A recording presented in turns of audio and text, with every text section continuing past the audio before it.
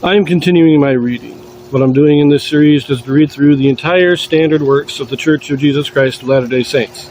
This consists of the Bible, the Book of Mormon, the Doctrine and Covenants, and the Pearl of Great Price. I am reading in a chronological order of events, not according to publication or volume, so I will be skipping around a bit as I move along. So this is going to be our last chapter in Daniel. We have gotten to the return to Jerusalem that happened in the first year of King Cyrus of Persia. That's about 538 BC. Daniel's great visions that we just read, chapters 9 through 12, that all happened at very, very early on in the reign of Cyrus, in the first year of the reign of Cyrus. Probably before the return, but possibly just after it, somewhere in there. And so we also read the beginning of Ezra, which talks about the return of the exiles. So now we're going to return back to Daniel, read our last chapter. This is chapter 6. And this takes place sometime after that first return, but we're not exactly sure when. We're not given an exact date here, as far as I can tell. So let us read this last chapter of Daniel. Chapter 6. Darius makes Daniel the first of his presidents. Daniel worships the Lord in defiance of a decree of Darius. He is cast into the den of lions. His faith saves him, and Darius decrees that all people are to revere the God of Daniel.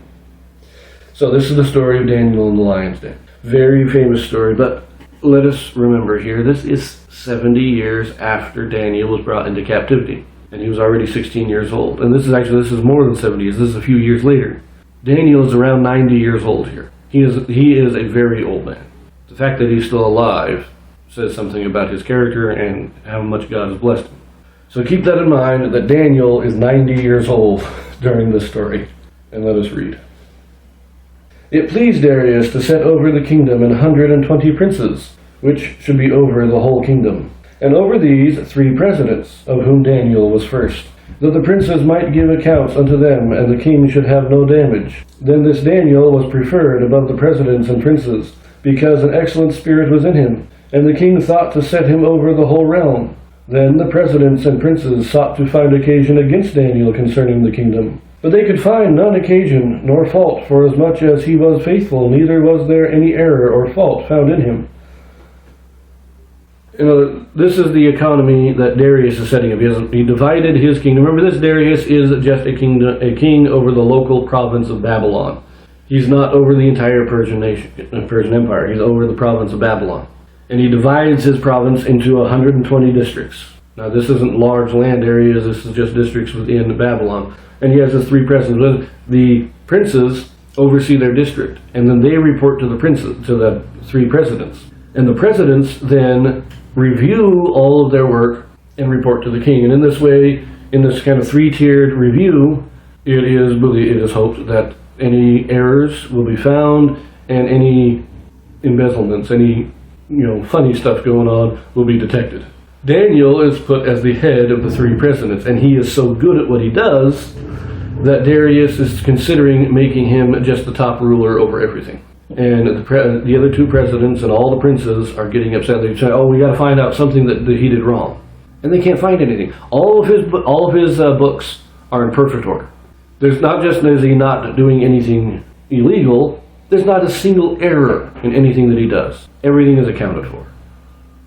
Verse 5. Then said these men, We shall not find any occasion against this Daniel, except we find it against him concerning the law of his God. Then these presidents and princes assembled together to the king, and said thus unto him, King Darius, live forever.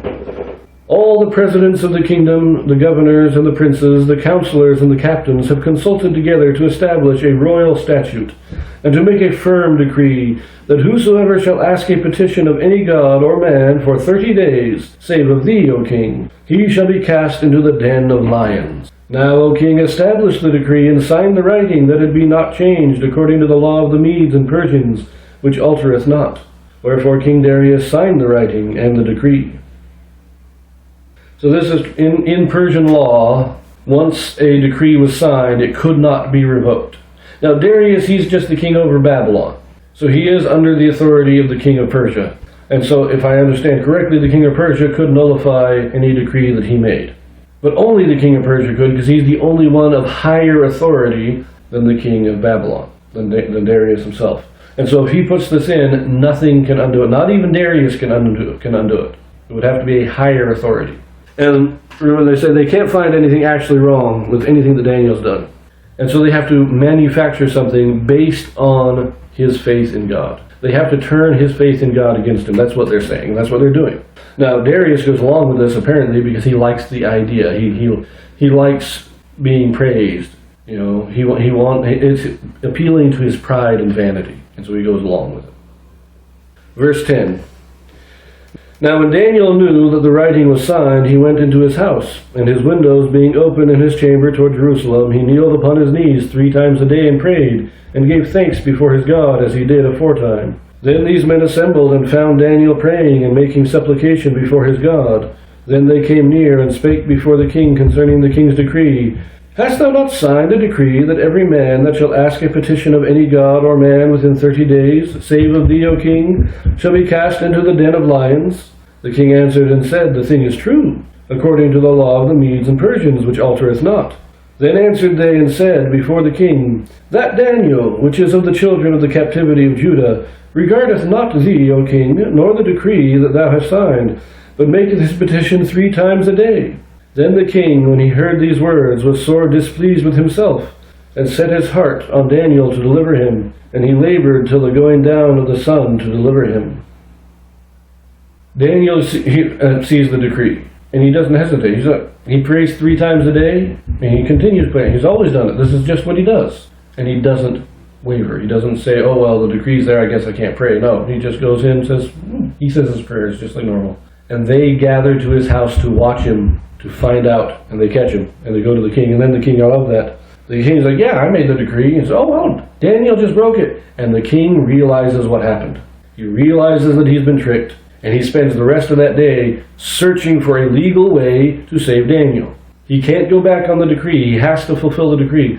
But he spends the entire day trying to find a way, trying to find a loophole, trying to find some way to get out of it. Because he loves Daniel. Everybody loved Daniel. Well, all the kings loved Daniel. All the lesser rulers hated Daniel because he was always being elevated above them. But let us continue. Verse 15. Then these men assembled unto the king and said unto the king, Know, O king, that the law of the Medes and Persians is, that no decree nor statute which the king establisheth may be changed. Then the king commanded, and they brought Daniel and cast him into the den of lions. Now the king spake and said unto Daniel, Thy God whom thou servest continually, he will deliver thee. And a stone was brought and laid upon the mouth of the den, and the king sealed it with his own signet, and with the signet of his lords, that the purpose might not be changed concerning Daniel. So the king spent all day trying to find a legal way to get out of it, but then the princes and presidents came and said, look, you can't do it. You made the decree, you have to enforce it. And so he does. But he kind of says his own prayer, saying, Daniel, thy God can save you. But remember, he seals it, but then he also has his ministers seal it, so that there is no suspicion of wrongdoing, that nobody can blame the king for trying to save him, because it has multiple seals on it. Verse 18.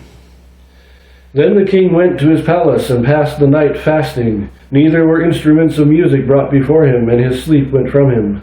Then the king arose very early in the morning, and went in haste unto the den of lions. And when he came to the den, he cried with a lamentable voice unto Daniel. And the king spake and said to Daniel, O Daniel, servant of the living God, is thy God, whom thou servest continually, able to deliver thee from the lions?